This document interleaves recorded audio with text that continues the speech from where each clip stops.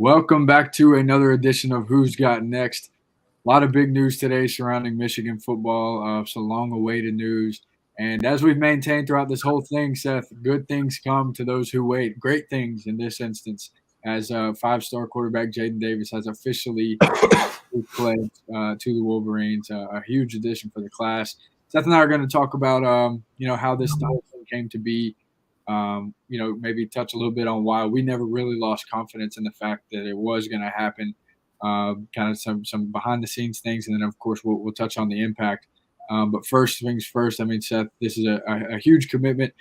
Certainly the biggest one I've covered.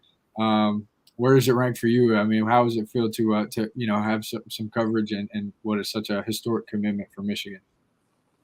Yeah, I mean, obviously it's really big when you talk about, it's the third 5-star that Michigan's ever gotten from a quarterback in the program's history. The other two being Chad Henne and Ryan Mallett, which I actually forgot they were 5-stars. Someone actually had to correct me on a story I wrote up there, and I totally forgot. Like, that was kind of my first era of Michigan football, kind of watching. And yeah, Chad Henne and Ryan Mallett were both 5-stars coming out of high school. So this is the third that Michigan's gotten out of high school. Shea Patterson was also a 5-star, but he was a transfer from Ole Miss. But yeah, I mean, it's a huge day. It's a day that, Michigan fans had been waiting for quite some time now. We've talked about kind of the pressure surrounding the coaching staff and Jim Harbaugh in this particular recruitment, not because, not because it was Jadyn Davis and things like that, but because of the missing out on Dante Moore in 23. And then, earlier on in the 24 class with CJ Carr, Lloyd Carr's grandson, you don't get him. So now all eyes are kind of looking at this Jadyn Davis recruitment and whether, Jim Harbaugh can seal the deal there and get this done.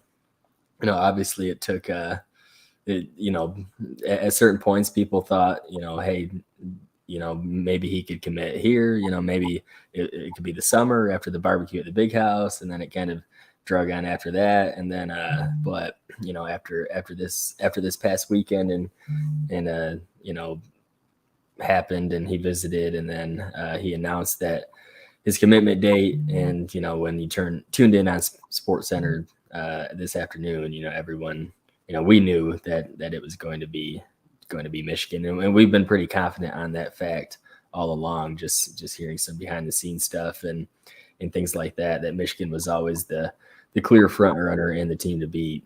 So yeah, just a really exciting day for Michigan, and obviously we can talk about how this might help the class and what this might mean for Michigan football's 24 class and maybe beyond that. But yeah, just it ranks up there pretty far in terms of covering recruitments and things like that. And it's I love watching the reaction video from the coaches too. Oh my God, stuff happens and they're all in the room and they're high-fiving and celebrating. So that was pretty cool to see as well. Yeah, I mean, you're certainly going to be celebrating when you get a guy like Davis in the class. I mean, speaking of videos and just cool videos, I thought the commitment was super heartfelt and kind of, I mean, obviously he's showing his emotion, his family's showing his emotion up there, and it just gives you the vibe that this isn't something that, you're not really gonna have to worry about this one, which a lot of times isn't the case for 5-star guys like this. You mentioned the process and how it's been I don't want to say dragged out, because a March commitment for a 5-star still is not really late, but just because the relationship that he's had with Michigan for so long, I understand why people have felt the way that they have. But yeah, I mean, just a really great video. Obviously it means a lot to him and his family to have this be over with and for him to have found a place like Michigan to call home. So really awesome.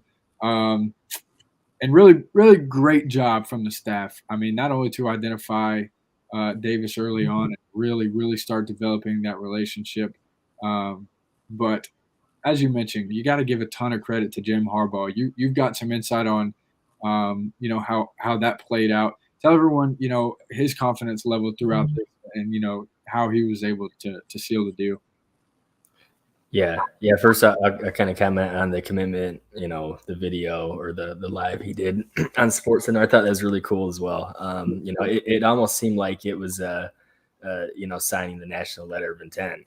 Like there was pen to paper, and it kind of felt like that, and with all the emotions that were kind of tying together there. But no, I think that, and I'll lead into the Jim Harbaugh thing, but how that speaks to kind of the family atmosphere at Michigan that people talk about, and his relationship with Jim Harbaugh and the coaching staff. And you can tell, he has, in his own circle, that family support from his parents. And he talked about, being a role model for his younger siblings and things like that. And I think that type of character, from him and for him to show those emotions, kind of molds into Michigan's culture and what they want. And, that's, when you talk about Jim Harbaugh, he's all about, family and building those ties and relationships. And, since day one, Harbaugh I think there was a big commitment for Jim Harbaugh to, to be the lead guy in this recruitment, to make sure that, he's a quarterback, he's a quarterback in the NFL, he has a lot of respect at the quarterback position, not only as a head coach now, but playing the position, playing at Michigan, playing with the Colts. He was known as a tough, hard-nosed guy in the NFL, just really respected all the way around. So, what better way, to go after a 5-star quarterback than have, the guy that knows the position. And that's supposed to be Jim Harbaugh's strong suit. That's what he was hired in for at Michigan, right? To develop quarterbacks. And there's been times, at Michigan where people have really questioned his ability to do that, especially earlier on in his tenure. But, it's been a little hit or miss. But, obviously now you have J.J. McCarthy on the roster that really, especially toward the end of the year last year, I think really proved his worth. Now you recruit a guy like Jadyn Davis who can really come in and be a transcendent talent and not only help, Michigan when he gets on the roster, but help build this recruiting class and, go from there. So no, I think Jim Harbaugh did a really good job. Jadyn Davis, he talked about with Rivals, with Adam Friedman, one of our national reporters, how close he is to Harbaugh and what kind of relationship they have. It's something about, I don't remember the exact quote, but run through a wall for him or right, something along those lines. So that he would do for Coach Harbaugh. So no, I think Harbaugh did a spectacular job in this recruitment. Now you get him in the class, and now you can start to build what's already a really good class. In the top 5. This could really go in a lot of different ways to where there could be some more guys that come and follow him. So.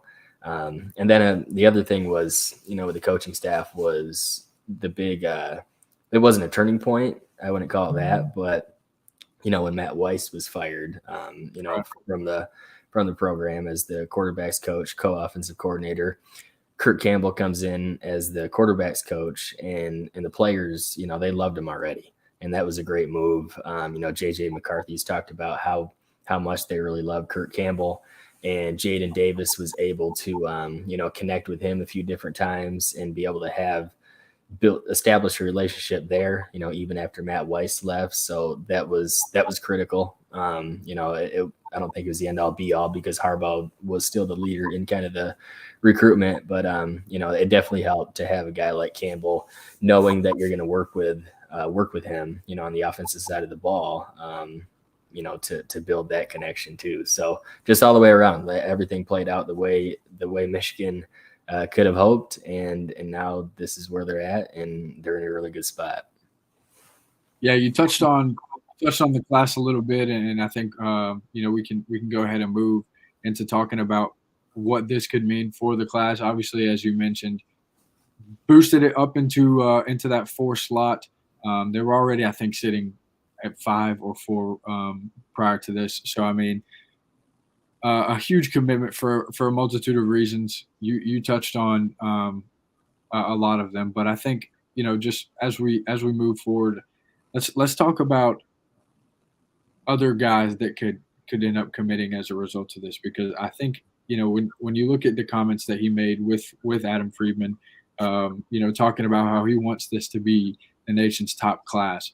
or one of the nation's top classes, which it already is. But, when you've got a guy who comes in and he's immediately saying stuff like that, but I think a lot of kids say that, but this guy actually has the ability to bring people with him. And may have already had some impact on some of the commits already, such as Jordan Marshall, Ben Roebuck, stuff like that. So who else should Michigan fans, keep their eye on? Who do you think that Jadyn's going to turn to now, officially being a part of the class and try to bring them along with him? Well, I think the easiest conversation is, you turn to his teammates, right? With Jordan Shipp and Channing Goodwin.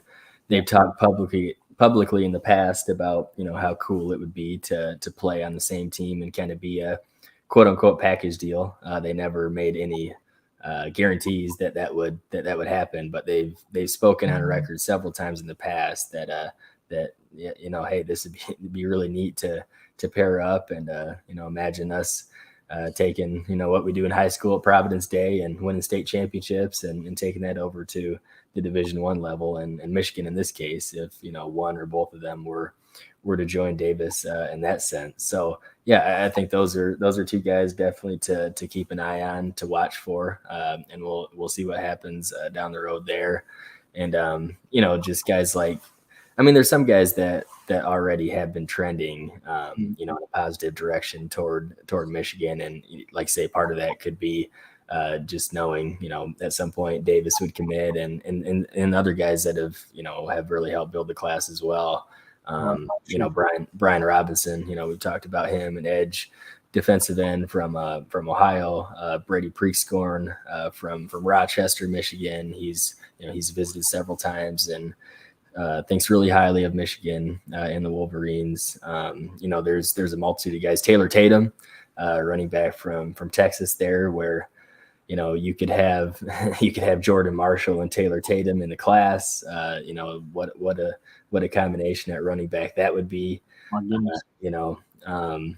If you could have Jordan, that's we talked about, who was I talking? I was talking about with another recruit. I forget who I was talking with, but they're kind of saying Donovan Edwards and Blake Corum 2.0, and just run that. I think that was actually Jacob Oden I was talking to about that. So yeah, that'd be really cool. And yeah, there's just a multitude of guys that they're still targeting. Blake Frazier, he announces his top 5 at 5 or 6. Soon. We're gonna have to get off here soon. Check it out. Right. Yeah. Someone's gonna have to write that story. But yeah. So Blake Frazier is one of them. Obviously, he's a legacy recruit. So yeah, there's a bunch of guys there, that could end up committing to the class, and this could go in a really positive direction. I know Jadyn Davis is going to be a guy. You have your big recruiters in the class right now. Luke Hamilton's probably the biggest leader in terms of, going out and reaching out to guys and making sure he knows or that they know how good Michigan is and how good Michigan treats them and what they could do as a class. Jacob Oden is another one that's kind of he's in the ear of a lot of guys and knows a lot of recruits. So this could be a really positive thing, and maybe I'd imagine Davis would be one of those guys getting in people's ear too, and letting them know. He talked about today on SportsCenter when he committed, about how important it was to build the class and have the time, right? Like that. This is what he really made the point of this is why he committed right now when they asked him on SportsCenter, because he wanted to give it time to be able to recruit himself and build a class and really galvanize the program in that way. Yeah, and it's, as we've talked about it's certainly already happened. Currently sitting in the top 5 at number 4 according to the Rivals 2024 team rankings. So a lot of momentum in Ann Arbor right now. And I wouldn't really expect it to slow down after this. It's going to be interesting to see what all unfolds. As we just touched on a number of prospects who, maybe some would consider leans. But if you want to know more about those guys, obviously tune in to the Amazing Blue Review. We've got a great deal running now after that commit. I think it's 50% off for an entire year. So, a good time to hop on board for sure. If you want some top tier recruiting coverage from Seth and the team, then that's the absolute place to be. Go check out our front page. It's covered in Jadyn Davis coverage already. And it was the minute that he made that announcement. So if you want to be in the know, be sure to come join us. Exciting times in Ann Arbor, exciting times for all of us on the side. It's fun to cover a team as hot as Michigan is right now. So be sure to stay tuned in. Seth, do you have anything else you want to say before we log out of here? No. I was just looking at the comment section about Bryce West is a name that's mentioned there, and yeah, he's definitely on Michigan's board. A guy that's visited multiple times at this point, and is in those Ohio ties and kind of that circle with some of these other guys that have committed from Ohio. So yeah, that's a big name to watch, and one that'll be just one of many guys that we'll watch, and it'll be exciting to see how many they can land.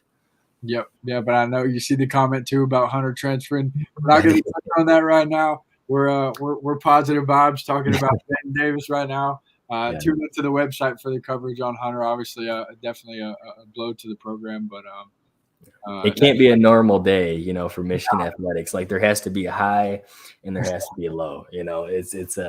It all balances out all the time.